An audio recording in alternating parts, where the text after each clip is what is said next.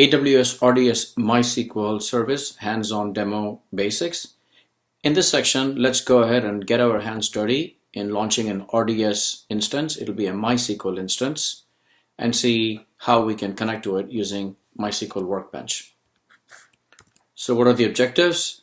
Familiarize ourselves with the RDS console, launch a MySQL database instance, and it'll be a small instance that we're going to launch, and then we'll upgrade it in the next version. Connect to the DB instance using MySQL Workbench, which is a tool that's available for you already. You can download that and install it. And then create a schema. Creating a schema is really creating a database. And then we'll create tables and manipulate the data on the table. So let's go for the live demo.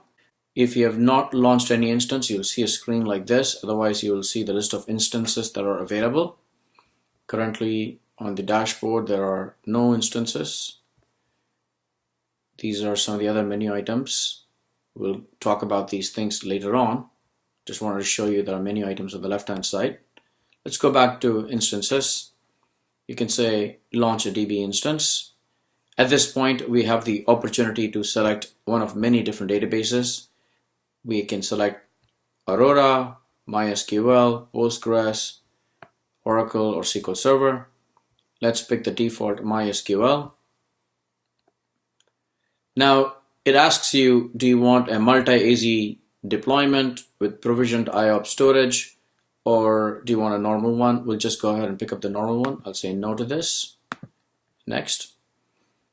So at this point, it's asking us what kind of an engine is it? Well, it's MySQL, that's already been selected. License model.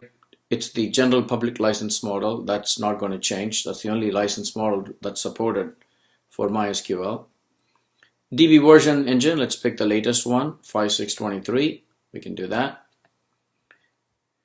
DB instance class, what is the size of the machine we want? We'll just go ahead and pick up micro. There's the micro version. Do we want multi-AZ deployment? We're going to say no. We'll stick to a single availability zone. Storage type, do you want magnetic, general purpose or provisioned IOPS? Let me go ahead and pick up magnetic. How much space you want? Let's go ahead and pick up about 10 gigabytes of space. DB instance identifier, this is the identifier that is going to be used for the endpoint for the host name, so you cannot put any spaces in the DB instance identifier. I'm going to call it my DB server instance.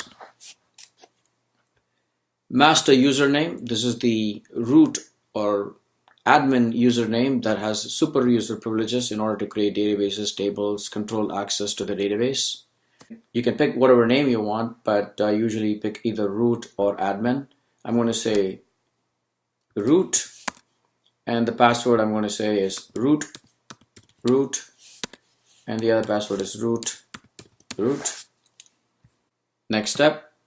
At this point, it asks me about network and security. I'm going to check the default and all these things. Let's continue on. Let's look at the database options. It wants to know what the name of the database is. If you want, you can give the name of the database schema. Let me call it schema 101, which is one of the database schema. It can be the name of the product itself if you want. I'm going to call it schema 101 DB. How about that? Database port, that's the port in which the database is going to be listening on. And then there's the DB parameter group. If you recall, we talked about how you can configure the database using parameter groups. We'll talk about this in the next section in the advanced demo. And there's also the option group. Let's take the defaults for the DB parameter group and the option group. And then in terms of backup, it says 7 days. Let's go ahead and pick 3 days as the backup. You can also pick up the backup window if you want.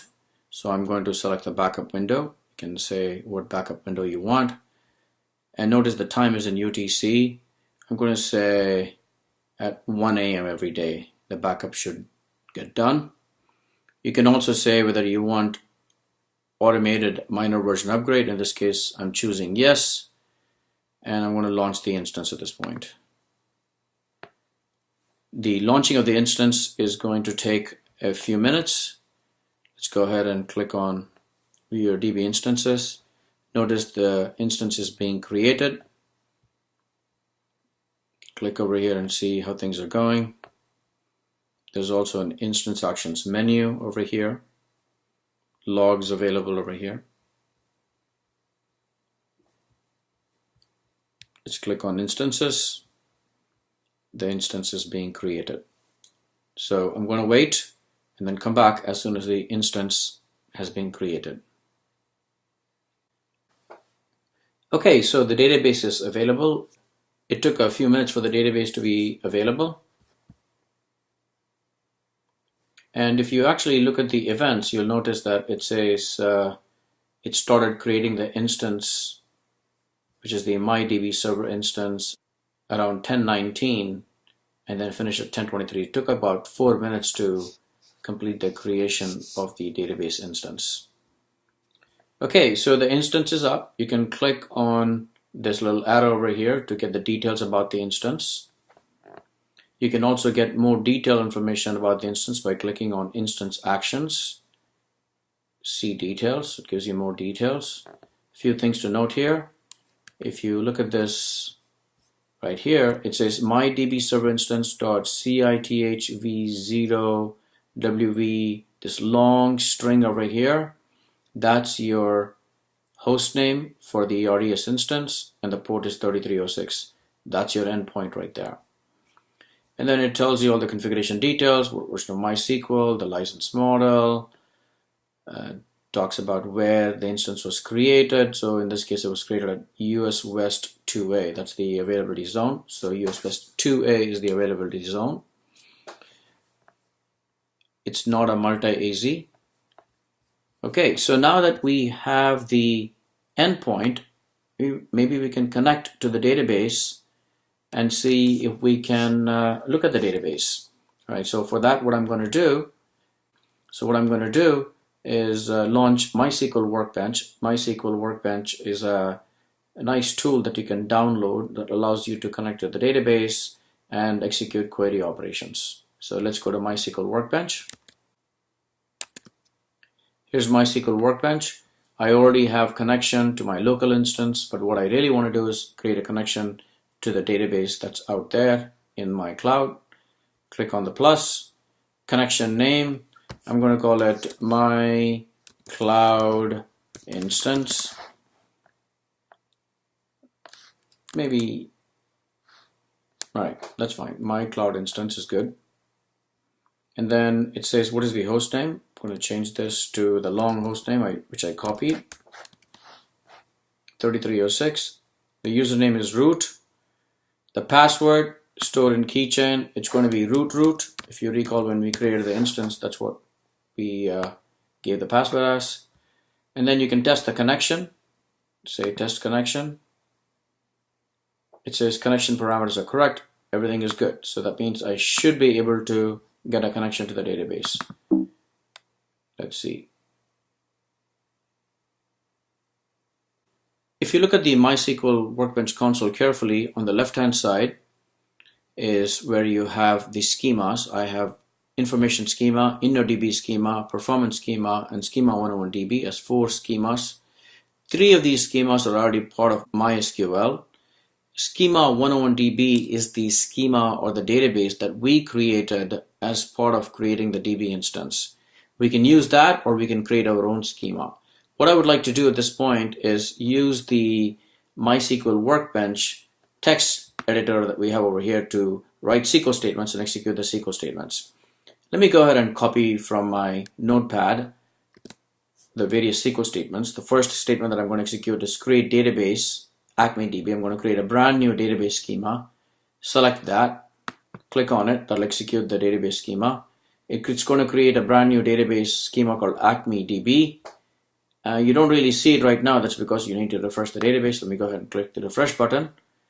It's talking to the database server and refreshing the schema. There it is. There's the Acme DB schema. I can set that as the default schema right here, which I've done. And then I can also create a table. I'm going to create a table called the item table. Click on it. There it is. Item table has been created. So if you refresh it, hopefully you'll see the item table. There it is. There's the item table right here. And you can also see all the columns for the item table. Let's go ahead and insert a couple of records. Select that. Insert a record. Select that. And then insert the second record. If you want, you can do a select star from item. That is going to show you all the records, and actually shows you the records right here. Okay, so that's basic interaction. As you can see, we are able to create a database instance and connect to the database. We can update records, delete records, query records, whatever you want to do using the MySQL Workbench. You can also connect from your application, but that would require you to have the JDBC driver if you're going to be using Java applications. You should use the MySQL JDBC driver to connect to the MySQL database. So in this, we were able to familiarize ourselves with the RDS console. We were able to launch a MySQL DB instance, a simple MySQL DB instance. We were able to connect to the database instance using MySQL Workbench.